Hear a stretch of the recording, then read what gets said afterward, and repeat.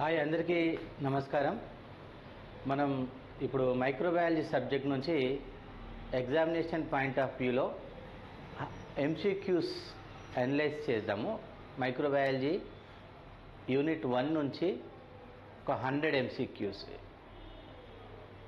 వాటి యొక్క different types of questions ఎలా ఎక్స్పెక్టింగ్గా ఉంటుంది ఎగ్జామినేషన్ పాయింట్ ఆఫ్ వ్యూలో, కొన్ని ఈజీ మోడ్లో, కొన్ని ఇంటెన్స్ డెప్త్గా ఉన్నటువంటి హార్డ్ మోడ్లో, ఓవరాల్గా యూనిట్ని కంపేర్ చేసుకుంటూ ఈ 100 ఎంసీక్యూస్ ఒకసారి చూద్దాం మనం. సో ఇక్కడ ఇవన్నీ కూడా some examples of the MCQs. 100 ఎంసీక్యూస్లో కొన్ని ఎంసీక్యూస్ మనం ఒకసారి అనలైజ్ చేద్దాము. ఇక్కడ what is the primary procedure in accepting or rejecting the samples for cultures. So కల్చర్స్ని రిసీవ్ చేసుకోవటానికి ప్రైమరీగా యాక్సెప్టింగ్ శాంపుల్స్ ఆర్ రిజెక్టింగ్ శాంపుల్స్కి ప్రైమరీ థింగ్ ఏంటని ఇక్కడ క్వశ్చన్. ఆప్షన్స్లో వచ్చేసి visual inspection, labelling errors, sample size, temperature check. So first మనం sample receive కాగానే మనం శాంపుల్ని ఐడెంటిఫై చేసుకోవటానికి వాటి మీద లేబులింగ్ అనేది ఖచ్చితంగా చూస్తాం. లేబులింగ్ తర్వాత దెన్ ఏదైతే లీకేజ్ ఉన్నా ట్రాన్స్పోర్టేషన్లో లేదా మిస్ మ్యాచింగ్ ఉన్నటువంటి శాంపుల్స్ ఉన్నా, దెన్ శాంపుల్స్ ఏదంటే total number of samples. So ప్రైమరీగా మనం చెక్ చేసుకునేది ఏంటి, ఫస్ట్ లేబులింగ్ కరెక్ట్గా ఉందా లేదా, ఆ శాంపుల్ పైన పేషెంట్ యొక్క name, age, requirement of the test. So answer is the labelling errors. Second, which of the following is vital for the transportation of biological samples. శాంపుల్ని కలెక్షన్ చేసిన తర్వాత ట్రాన్స్పోర్ట్ చేసేటప్పుడు ప్రాథమికంగా ఇంపార్టెన్స్ మనం దేనికి ఇస్తాం?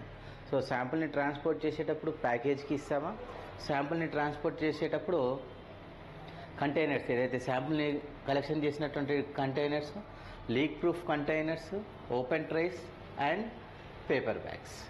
సో శాంపుల్ ట్రాన్స్పోర్టేషన్ చేసేటప్పుడు ఖచ్చితంగా శాంపుల్ లీక్ కాకుండా ఫస్ట్ ప్రయారిటీ తీసుకుంటాం. That is leak proof container. Answer leak proof container. Then what level of biological safety is necessary for handling high risk pathogens. అంటే బయోసేఫ్టీ క్యాబినెట్స్, బయోసేఫ్టీ లెవెల్స్ ఉన్నాయిగా, biosafety level 1, biosafety level 2, biosafety level 3 and 4. ఈ biosafety level ల్యాబొరేటరీస్లో handling చేసేటటువంటి high risk pathogens ఏంటి అని question. So what is the high risk pathogens means మనం biosafety level 3లో high risk ప్యాథోజన్స్ని handle చేస్తాం. Biosafety level 1, level 2 వచ్చేసి level 2 moderate risk, biosafety level 1, level 3 వచ్చేసి high risk and level 4 also ఇంకా high risk ఉంటుంది. సో ఇక్కడ answer వచ్చేసి biosafety level 3. What is the correct procedure for sterilisation laboratory equipments. మనం ఉపయోగించేటటువంటి ల్యాబొరేటరీ ఎక్విప్మెంట్స్కి సరైన పద్ధతి ఏంటి? ప్రయోగశాల పరికరాలను శుద్ధి చేయడానికి సరైన పద్ధతి ఏమిటి? Wiping with a cloth, using chemical disinfectants, steam sterilisation, sun drying. So ప్రయోగశాల పరికరాలను శుద్ధి చేయడానికి సరైన పద్ధతి స్టీమ్ స్టెరిలైజేషన్. స్టీమ్ స్టెరిలైజేషన్లో ఎగ్జాంపుల్ మనకు ఆటోక్లేవింగ్. ఇక్కడ steam sterilisation is the answer. Then which medium is used for culture of bacteria, culturing of bacteria. Culture నుంచి క్వశ్చన్ ఇది. బ్యాక్టీరియాని కల్చర్ చేయడానికి ఏ మీడియంని మనం వాడతాము? సాధారణంగా బ్యాక్టీరియా కల్చర్ చేయడానికి ఏ మీడియా ఉపయోగిస్తారు? ఆన్సర్ వచ్చేసి జనరల్గా మనం ప్రతి ఒక్క దానికి కూడా మీడియా వచ్చేసి agar media. What is the primary focus of biomedical waste management. జీవ విశ్లేషణ వ్యర్థాల నిర్వహణలో ప్రధాన దృష్టి అంశం ఏంటి? ఆప్షన్స్ వచ్చేసి minimising the toxic exposure, enhancing lab safety, improving the equipment efficiency, reducing the sample size. So what is the primary focus of biomedical waste management. Biomedical waste management ఎందుకోసం చేస్తాము? ఏదైతే ఇన్ఫెక్షన్ అయినటువంటి మనం యూజ్ చేసినటువంటి infecting equipments కానివ్వండి, infecting మనం use చేసినటువంటి ల్యాబొరేటరీలో ఏదైతే యూజ్ చేసినటువంటి కాటన్ కానివ్వండి, ల్యాబ్లో యూజ్ చేసిన మనం సిరెంజెస్ కానివ్వండి, ఇవన్నీ కూడా బయోమెడికల్ వేస్ట్ మేనేజ్మెంట్లో వస్తాయి. ఎందుకు? మినిమైజింగ్ ద ఎక్స్పోజర్ చేయాలి. ఆ ఎక్స్పోజర్ మినిమైజ్ చేయడానికి బయోమెడికల్ వేస్ట్ మేనేజ్మెంట్లో మనం ముఖ్య ప్రధానమైనటువంటి అంశం. దెన్ ఆపరేషన్ థియేటర్స్, కామన్గా ఆపరేషన్ థియేటర్లో యూటిలైజ్ చేసేటువంటి ఎక్విప్మెంట్స్ ఎలా స్టెరిలైజ్ చేయబడతాయి? ఆపరేషన్ థియేటర్లో సాధారణంగా శుద్ధి ఎలా చేయబడుతుంది? So operation theatres walls and other equipments మనకు ఉన్నటువంటి ఆపరేషన్ థియేటర్లో యూజ్ చేసేటటువంటి ఏదైతే ఎక్విప్మెంట్స్ ఉంటాయో సర్జరీకి ఉపయోగించేటటువంటి మోస్ట్ ఆఫ్ ద అన్నీ కూడా ఆటోక్లేవింగ్ ద్వారా స్టెరిలైజేషన్ చేయబడుతుంది. సో ఇక్కడ ఆప్షన్స్లో radiation, autoclaving, sunlight and chemical disinfection ఇచ్చారు. So most of the operation థియేటర్లో యూజ్ చేసేటటువంటి ఎక్విప్మెంట్స్ అన్నీ కూడా ఆటోక్లేవ్ ద్వారా మనం స్టెరిలైజేషన్ చేస్తాం. What method is commonly use to inoculate bacterial cultures? ఎక్కువగా బ్యాక్టీరియల్ కల్చర్స్ని ఇనాక్యులేట్ చేయడానికి యూజ్ చేసేటటువంటి మెథడ్స్ ఒకటి direct incineration, then streaking on agar plates, submersion in water, placing in the air. Majority of ల్యాబ్లో మనకు ఉన్నటువంటి మీ కల్చర్ మెథడ్స్లో different types of culture streaking methods, అందులో మనకు culture streaking on agar plates. Answer B is the right answer.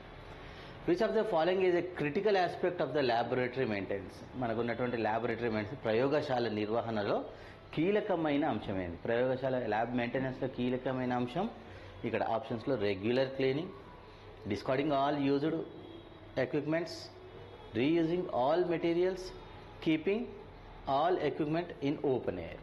Keeping all equipment in open air contamination వస్తుంది. Discarding of all used equipment అంటే ప్రతిసారి ఎక్విప్మెంట్ మనం కొనలేము, దాన్ని sterilise చేసుకోవాలి. Regular cleaning and reusing all materials. Reusing మనం చేయము ల్యాబ్స్లో. So regular cleaning is one of the critical aspect in the maintenance of laboratory.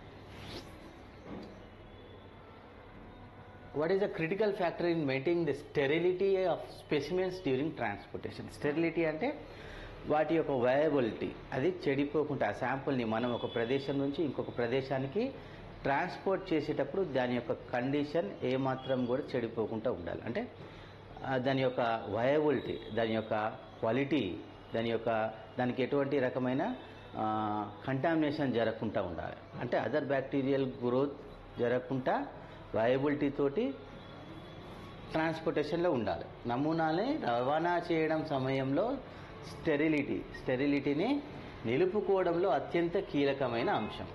ఆప్షన్స్లో A sealing the container immediately after collection, using air tight containers, C ensuring the proper temperature is maintain, transporting in dry ice.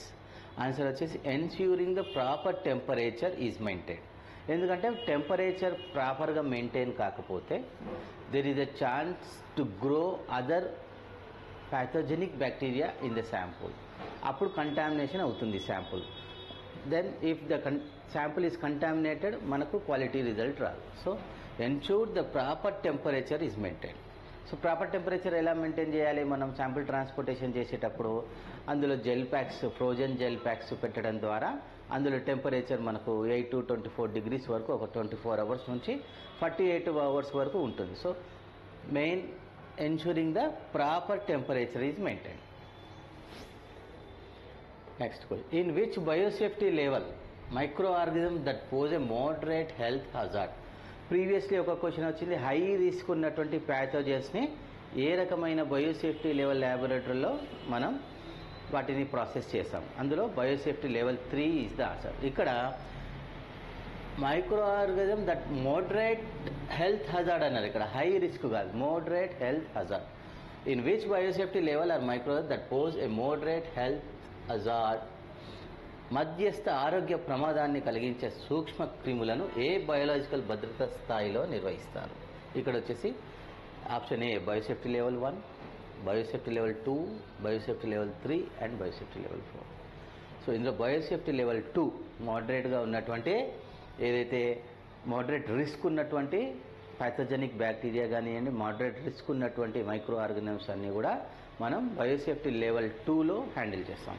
Biosafety level 3 వచ్చేసి high risk.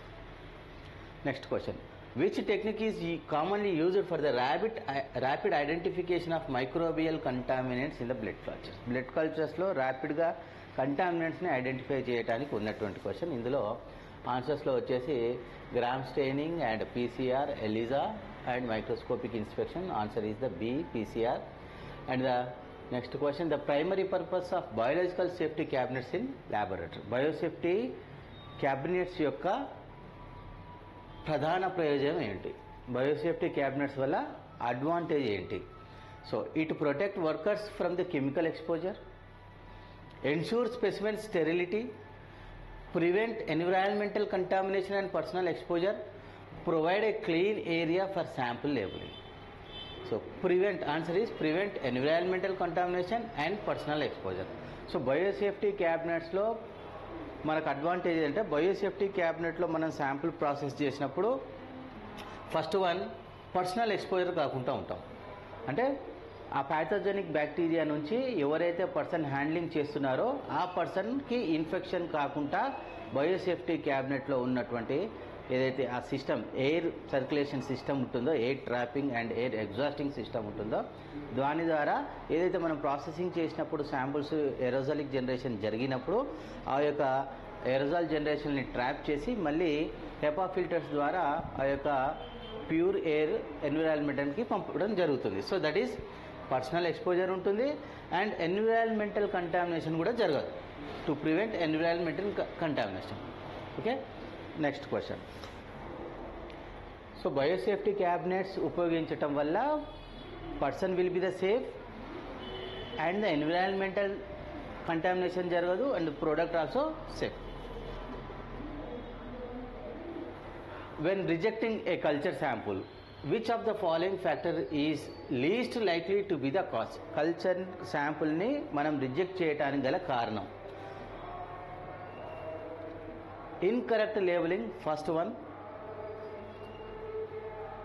Second one, incomplete sample size, use of expired collection material, presence of contaminants in the sample.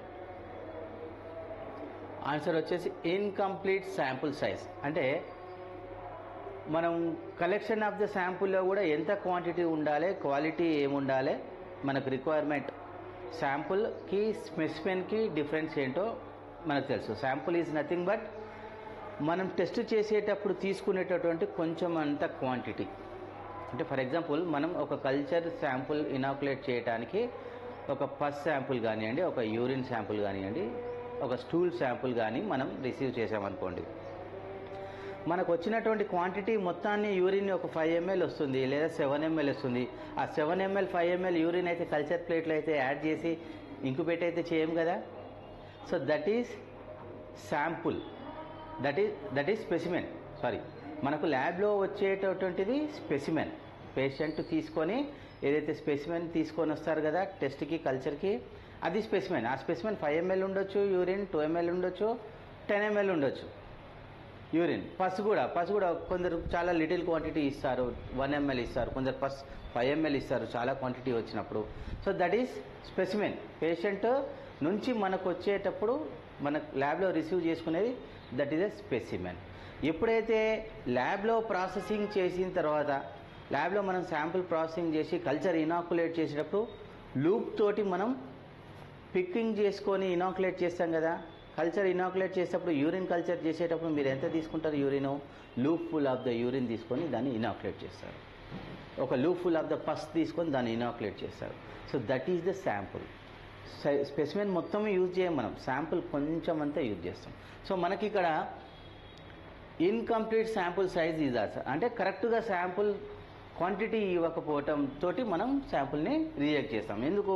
సరైన quantity లేనప్పుడు inoculate చేయడానికి మనకు sample సరిపోదు, తద్వారా results మనకు accurate results రావు, false negatives వచ్చే అవకాశం ఉంటుంది. అందుకని కల్చర్ శాంపుల్ని ఇన్కంప్లీట్ శాంపుల్ సైజ్ ఉన్న వాటిని రిజెక్ట్ చేస్తాం.